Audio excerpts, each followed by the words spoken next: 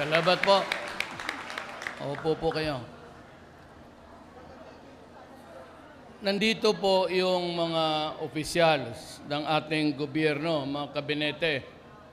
Kaya lang po, i-introduce ko ulit sa inyo dahil marami pong aspeto sa danyos na natanggap ninyo dito galing sa langit at kailangan yung tao na saan yung problema napunta ng departamento niya, alam niya kaagad. And we would like to restore the energy connections. Yung iba 1 month, sabi ko, hindi ako papayag ng ganon. It has to be like something, days lang. Gawin nila. So, nandito po si Secretary Bebot Belio. Ito yung taga Isabela na peke, taga Davao po yan. Ibig sabihin doon tumanda. Secretary Judy Tagiwalo sa Department of Social Welfare and Security. Nandito po dito tayo makaasa ng tulong ng malaki si Secretary Emmanuel Piñol. Ito yung gobernador ng North Cotabato sa matagal na panahon. At nandito po si isang magiting na lalaki, si Secretary Mark Villar. Nandito po isang Ilocano, si Secretary Delphine Lorenzana, Department of Defense. Secretary Pauline Jean Rosel Obial, Department of Health. Nandito po yung pinaka-importanting tao sa lahat. Mas important, pwede na yung presidente, patayin ninyo po, wag ito. Si Secretary Benjamin Jokno sa budget. Siyang yung may sabi kung may pera o wala. At nandito po si Secretary Pernia Saneda.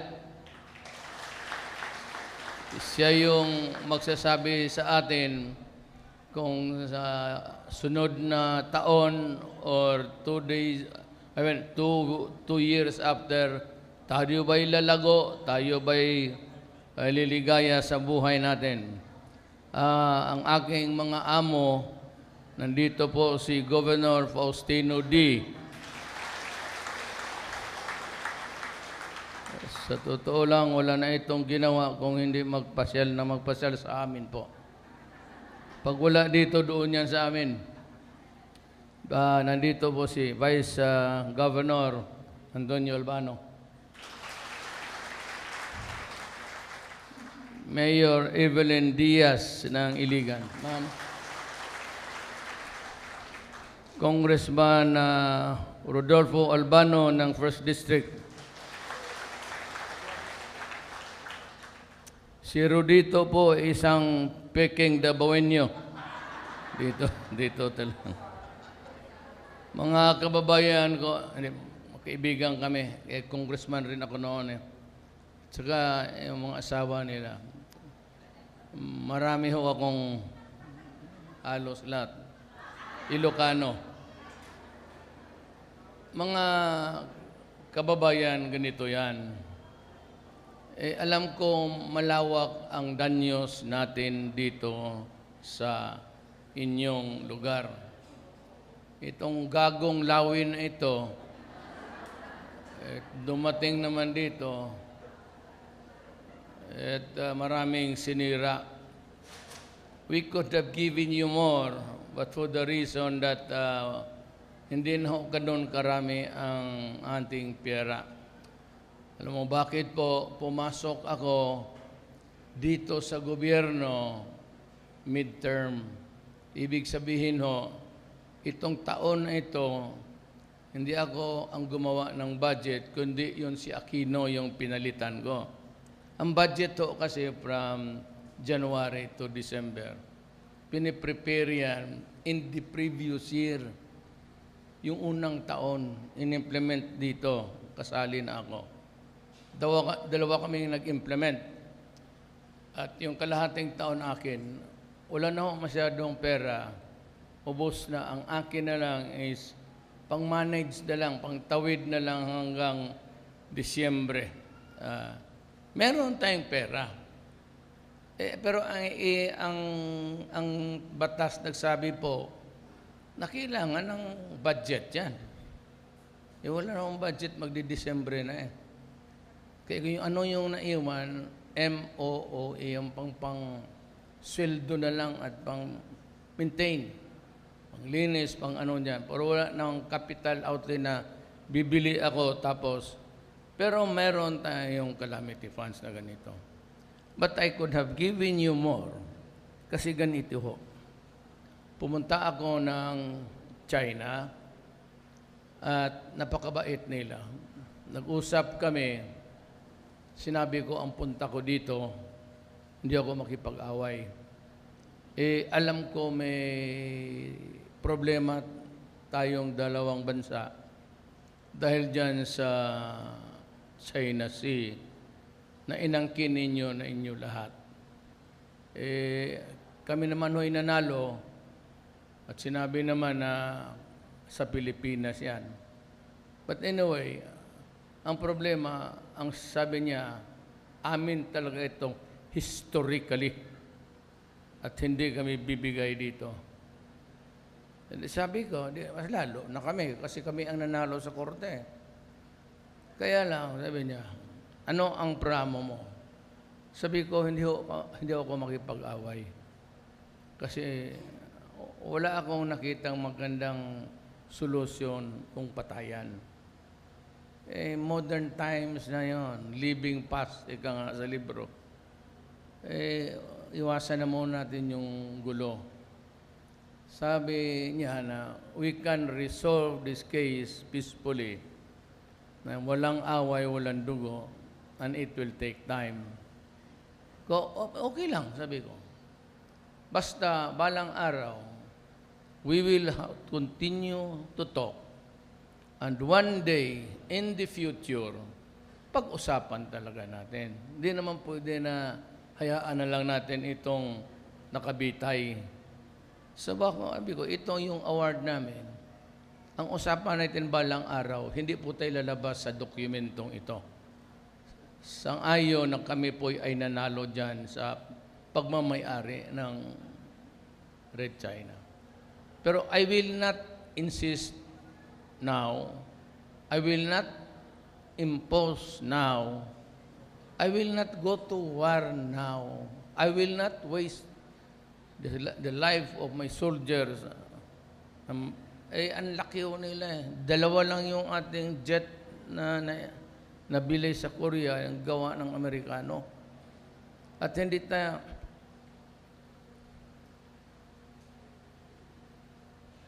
hindi ko taga malaman ni yung mga rocket na nasa ilalim ng pako ng eroplano, yung hindi tayo pinagbibilihan. Sinasabi nila, pag ako ay nagbubuga dito sa media, sabi nila, meron, bibigyan ka. Hanggang isang taon na lang, matmatanubo naman ng mga militar. Ganun na sinasabi nila, nasaan? Ako naman nagtataka kung ano talaga ang intensyon ng Amerika. Basta yun ang sinabi. Kaya hindi ko maintindihan. Kaya sabi ko, huwag na tayo wala marin tayong armas. Dadalawang eroplano, nakaharap sa atin sa China, yung lupa nila doon may 3,000 MiG. Pinakabago sa kanila. Yung atin, dalawang E-50, walang rockets. Paano ako makipaghira? In 5 minutes, maabot nila ang Manila. Sa aeroplano nila. Ang atin, baka pag take off pa lang, dyan na lang siya. Hindi na angat kasi sumabog na. Gusto natin kasing lakas sa kanila. Ang problema, hindi binigay sa atin sa Diyos yan. Una-una yung kaikot natin, Malaysia, Indonesia, at Brunei, may oil. Kung may oil lang sana tayo, mayaman tayo. Yung pangailangan natin, may bili natin lahat. Meron tayong kunting gas yan sa Malampaya, but that is not enough to support a national activity. Sa buhay na ito, basta oras na gumalaw ka, oil talaga yan. That's carbon, hydrocarbon yan eh. Ayun, tumutugtog yan, gumagamit ng ano yan, sigurado ako. Hindi na maandar ng tubig yan. So, ganun ho ang nangyari. So, usap kami. Pero nakakuha kami lahat ng, I do not know if the figure is correct, but I think it is. Lahat-lahat, 24 billion US dollars. So, ang aking sigurado dyan is something like 16. At pang alam ko, pagkwenta namin pag-uwi, aabot ang aking, yung sa gobyerno, yung 24 ho, hindi sa atin lahat yun. May pumunta doon, nandoon yung malalaki. Sila si Gokong We ng Cebu Pacific, si Tessie,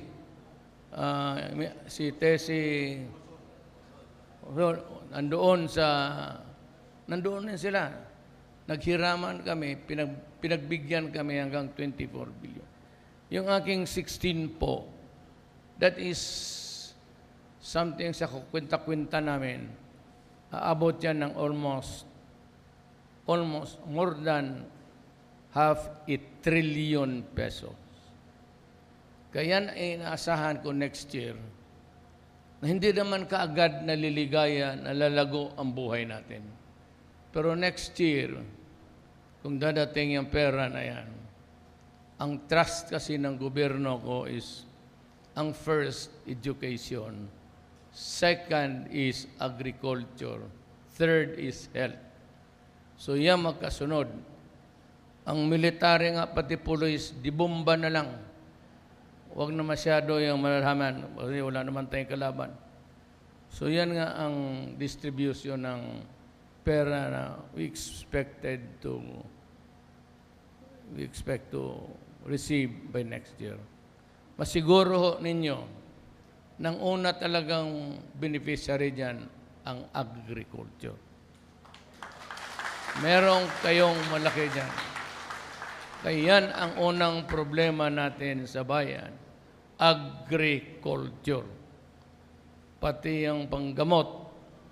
Po dito sa panggamot, mayroon ho akong order na lahat ng kikitain ng PAGCOR, doon ho igastos sa mga resita-resita.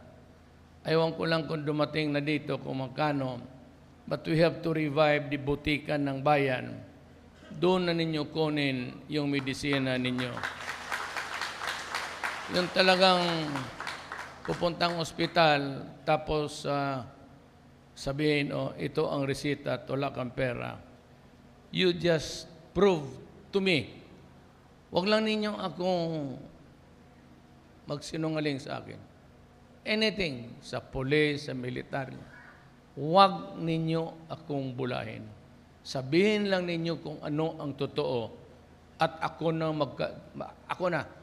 ang mag-process sa utak ko kung may gawin ako o wala. Just do not lie to me. That's the only thing that I ask of you. Hindi pera yan. Magpakatotoo ka lang.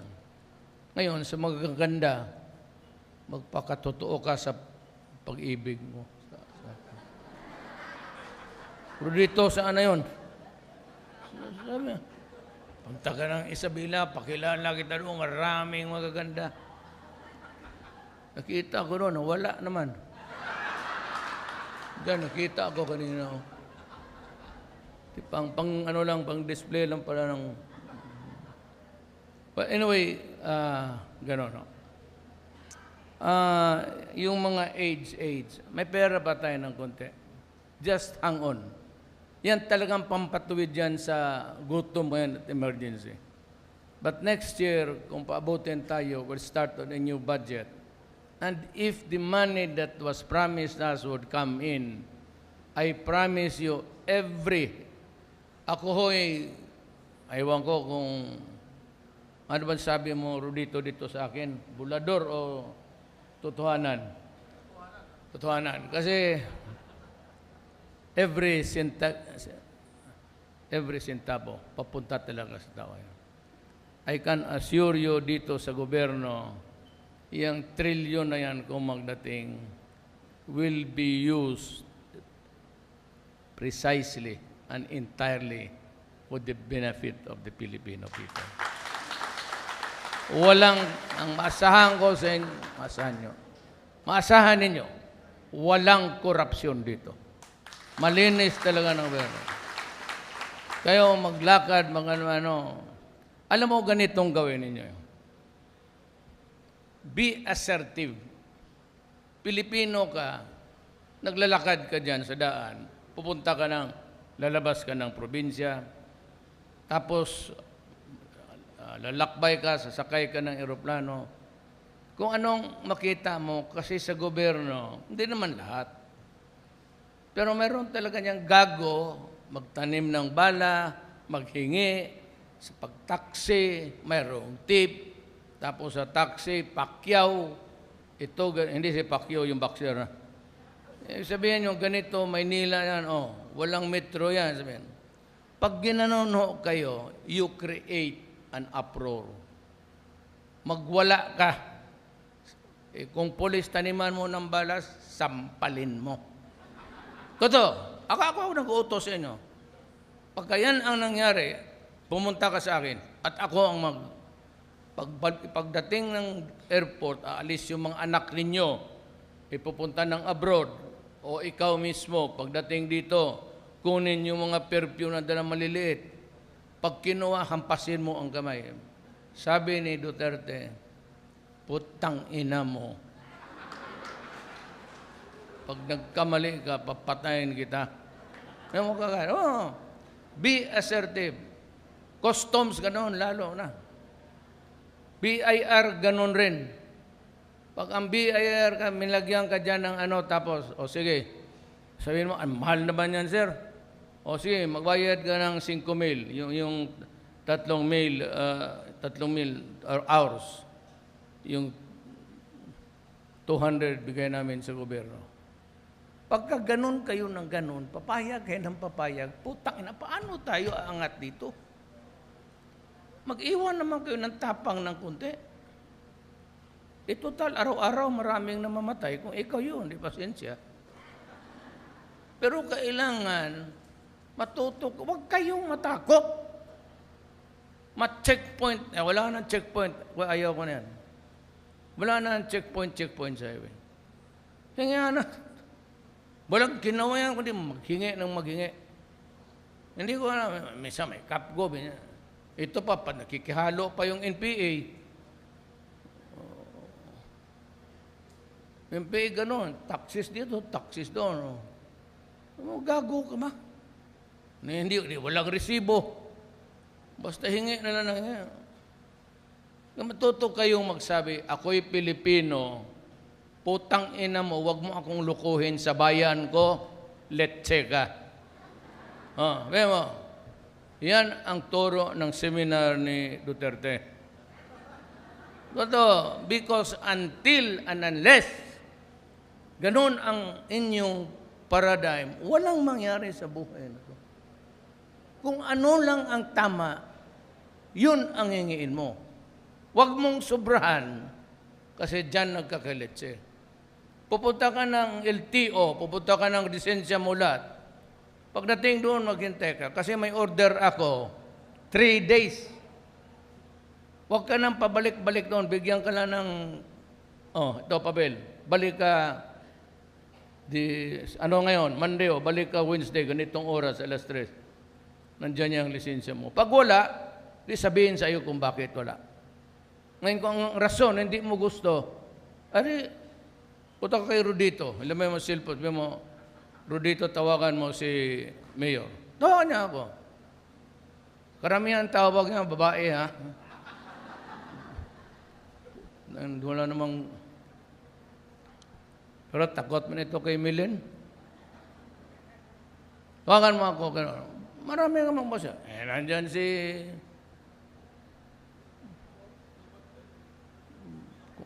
Mayor, si Bebot.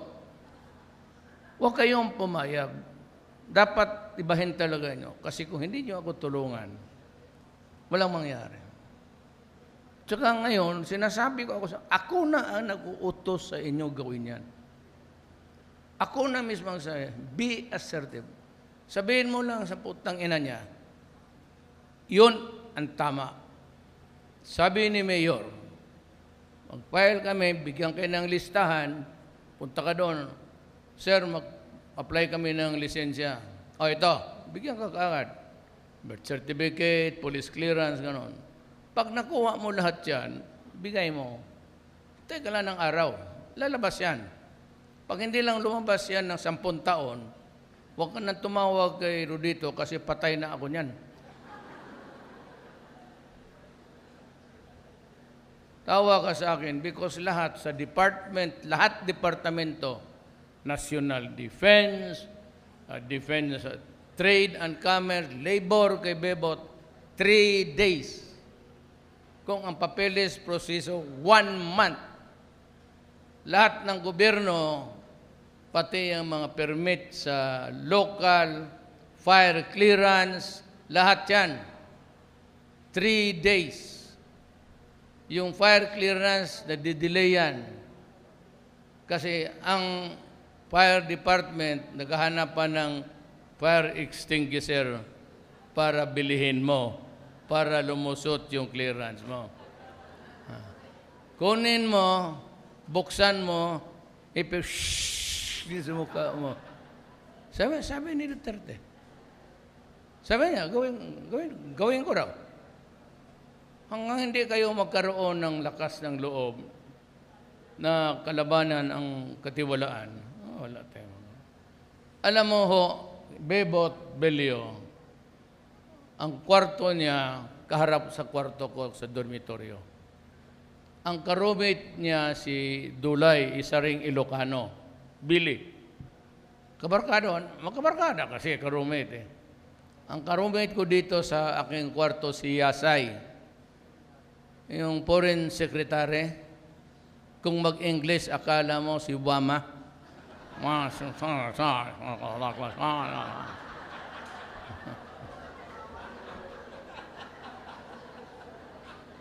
Narinig na niyo si Yasay magsalita? Parang Amerikano ang buang. Pilipino. Kaya magkaka-roommate lang kami. Pati yung mga tao na kilala ko, probinsyano ako. Matagal si Bebot sa Davao kasi ang asawa niya, anak ni Mayor Santos. Makakilala na kami sa dormitoryo. Makakilala pa kami nung sa trabaho. At hanggang ngayon, nagsama kami. Yung anak niya, kasama namin sa partido. Doon sa Davao. Kapag-asawa rin ng taga Davao. So, ang Isabela pati Davao, malapit lang. Meron namang cellphone ngayon. Bakit hindi inyo magamit-gamit para sa kapakanan ninyo? Ayaw ko talaga ng katiwalaan. Ayaw ko yung opresyon. So, ganito, pagka dumating yung aid, at sana na I'm sure it's coming our way. Binibilisan niya. There will be a distribution. Ganito kasi yan eh. May bahay ako. Kayong lahat anak ko. Ngayon, ang kita ko sa aking bayan, kasi wala naman tayong pinagbibili ng mga barko, mga bala, mga aircraft carrier. Ang atin, tanim lang, simpleng pamumuhay. Ito lang yung pera ko. Magsabi ka tayo, magbili tayo ng sakyan. Sabihin ko siya, nak, wala man tayong pera, pero mag-utang tayo. Magbili tayo ng truck, pero bayaran natin yan dahan-dahan. Ganun ang ating bayan. Nak, tinawag ako ng China, may regalo daw sila sa atin. So, pupunta ako doon, magipag-usap. O, Mayor, mahirap ang bahay mo, ganito, ito, may loan kami. ito may ibigay namin grant. Nagmamadali, magandang loob na lang. At ako, wag ho kayong ang lolo ko po ay Chinese. In check talaga. Ang lola ko, Maranao, sa mother side. Sa father side, Cebuano ako. Kaya pag tinanong ninyo ano ako, sabihin ko Cebuano. Because I trace my lineage from my father. But actually, I have not lived in Cebu. Talagang laking Mindanao ako. So, gano'n. Pakausapin lang, huwag lang tayo mag-gano'n. So, kung mga ganito, nandito kami, tiis-tiisin lang po ninyo. Basta next year, beginning next year, may mga priority tayo. Education, kailangan natin tapos yung droga, sabihin ko lang sa inyo, dito, walang atrasan to. Walang alibyo ang Pilipinas hanggang yung pinakahuling street poster dito sa Tugigaraw o sa Isabela namatay. Hindi ito matatapos itong ganitong sitwasyon na patayan hanggang ang pinakahuling drug lord patay. Yan lang iwan ko sa inyo at mapag-isip-isip na yung iba. Sa katagal kong 6 years, talagang matutupad yung pangako ko. Maraming mamamatay niyan. Pero basta ako sabihin ninyo, kung kayo ang tinamaan niyan, kasi gusto ninyong mamatay. Pinagsasabi ko na eh. Hindi ako papayag na itong bayan na ito lulubog because I will deprive the next generation of Ilocanos here and the next generation of Visayans and Moro people will be contaminated and a destroyed generation. Hindi ako papayag na gano'n. Habang presidente. So, hindi na ako magtatagal. Pupunta po ako kay Aimee. Nandito lang yung certification at tawagin ko lang po si provincial government. Dito si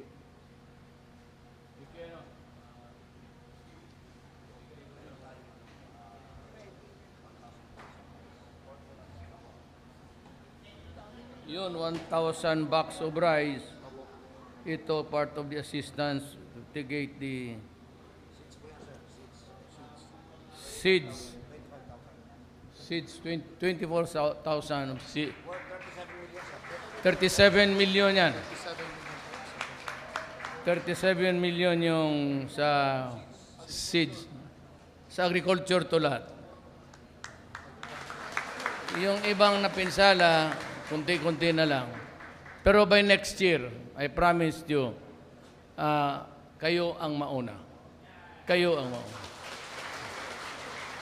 Hindi na pa ako magtatagal at marami pa akong lugar na pupuntahan. Maraming salamat po.